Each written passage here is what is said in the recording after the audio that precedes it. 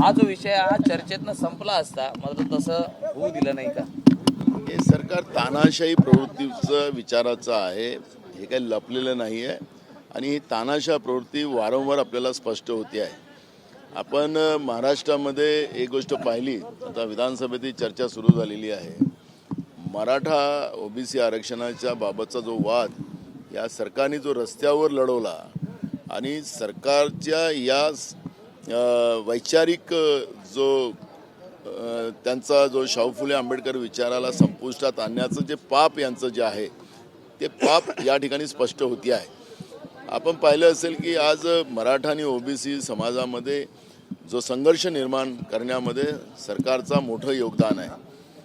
आपण एक गोष्ट अजून लक्षात येतं की जातीनिहाय जनगणना करण्याच्या दृष्टिकोनातून सातत्यानं काँग्रेसनी भूमिका मांडली, आमचे नेते राहुल गांधीजींनी मांडली.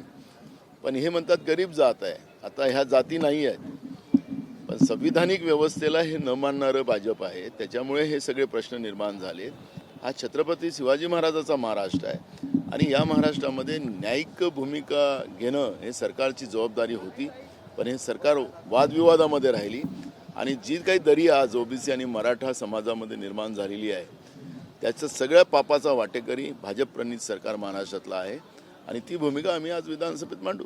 लोकसभा निवडणुका तोंडावर आहेत आणि अशातच जे शिवसेनेचे खासदार आहेत ते आता असं म्हणजे म्हणू लागलेले आहेत, प्रभाव त्यांचा जास्त कमळावरती आहे आणि कमळाच्या चिन्हावर जर लढलो तर निवडून येऊ शकतो असं देखील. तो त्यांच्या पक्षाचा इश्यू आहे, त्याच्याबद्दल आम्हाला चर्चा करायचं. सर, अजित पवार यांनी काल एक वक्तव्य केलेलं आहे लक्षवेधीला उत्तर देताना, प्रश्नोत्तराला उत्तर देताना विधान परिषदेमध्ये, की पीएचडी विद्यार्थी जे करतायत त्यांना सारथीमार्फत पूर्ण अनुदान देण्याची मागणी होती, त्यावरती पीएचडी करून ते काय दिवे लावतात असं त्यांचं वक्तव्य होतं. या सरकारचा माज जो आहे, हा माज जो आहे या सरकारचा, तो त्याच्यातून स्पष्ट होतो आहे.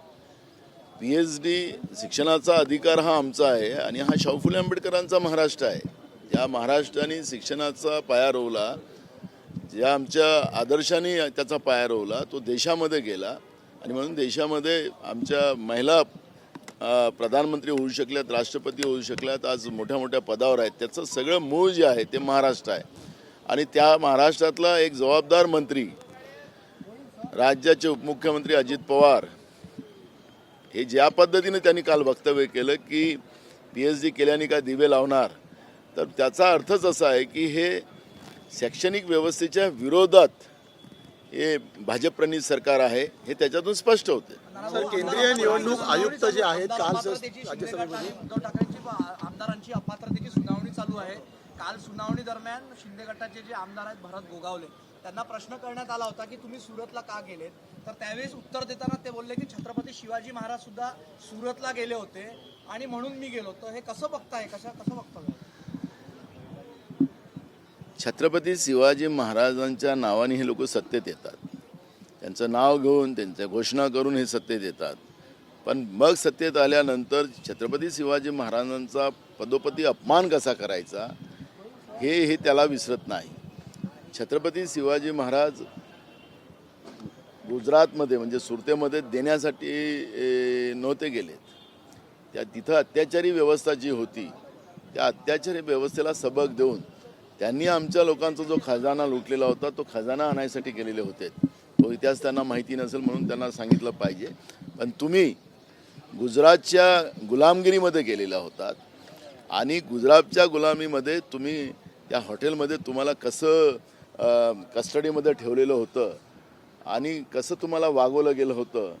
एकनाथ शिंदे साहेबांचा त्या काळातला एक फोटो सुरतमधलाच आहे, तो कसा हालत होता तो. अशा वेळेस मी तुम्हाला एक सांगतो की शिवाजी महाराजांची तुलना हे त्या लायकीचे पण नाही, यांनी करू नये आपल्याबरोबर, असा आमचा त्यांना सल्ला आहे. पण ज्या पद्धतीनं छत्रपती शिवाजी महाराजांचा हे अवमान करायला निघालेले आहेत, कारण की यांचे मंत्री पण त्यावेळेचे एक राज्यपाल तत्कालीन यांनी छत्रपती शिवाजी महाराजांचा अपमान केला, बाबासाहेब आंबेडकरांचा केला, महात्मा ज्योतिबा फुले, सावित्रीबाई फुले यांचा अपमान केला. यांचे अनेक मंत्री, अर्धापेक्षा जास्त डझन, त्यांनी पण आणि यांचे प्रवक्ते देशातले जे कोण होते त्यांनी पण छत्रपती शिवाजी महाराजांचा अपमान केलेला आहे. त्यामुळे या सरकारमध्ये आमच्या महापुरुषांचा, आमच्या दैवतांचा अपमान करण्याचाच सातत्यानं सपाटा लावलेला आहे आणि त्याचंच हे वक्तव्य आहे. सर काल राज्यसभेमध्ये 5 लाख हेक्टरपेक्षा जास्त जागा जमीन अफेक्ट झाली असं दिसते सगळ्यामुळे पण अजून पूर्ण मदत जाहीर होत नाहीये की कुठे गोष्टी अडथळा असं दिसतं तुम्हाला? किती शेतकऱ्यांच्या आत्महत्या या सरकारला पाहिजे हा सवाल काँग्रेसच्या वतीनं आम्ही विचारतो आहे. कारण की आम्ही सांगतोय की पहिल्या दिवशीपासून सरकारने तातडीनं जाहीर केलं पाहिजे काय मदत देता आणि त्यांच्या खात्यात टाका. तुम्ही पावसाळी अधिवेशनात ही घोषणा केली आणि त्या घोषणेचे पैसे सुद्धा अजूनपर्यंत मिळाले नाहीत. रोज एव्हरेजमध्ये 14 शेतकरी आत्महत्या करतात आहे. त्यांना किती शेतकऱ्यांच्या आत्महत्या पाहिजेत?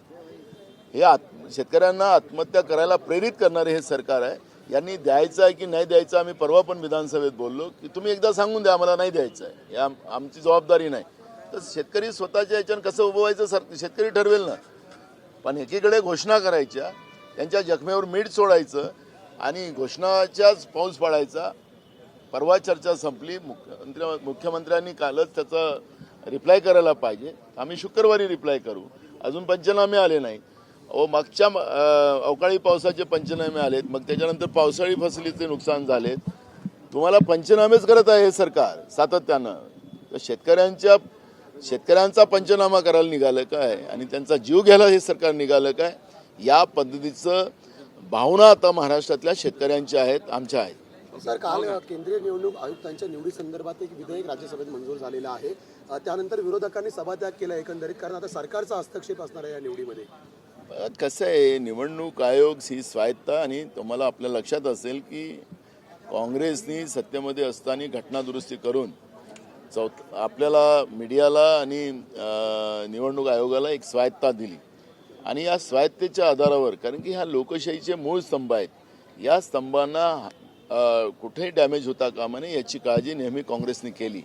पण भाजप सत्तेत आल्यापासून निवडणूक आयोग असेल की मीडिया असेल, सगळे आपल्या ताब्यात कसं ठेवता येईल आणि हे सगळे स्तंभ संपवता कसं येईल याच्यावरचं काम करतात. हे काही नवीन भाजपसाठी नाही आहे, पण आम्ही याचा विरोध करू.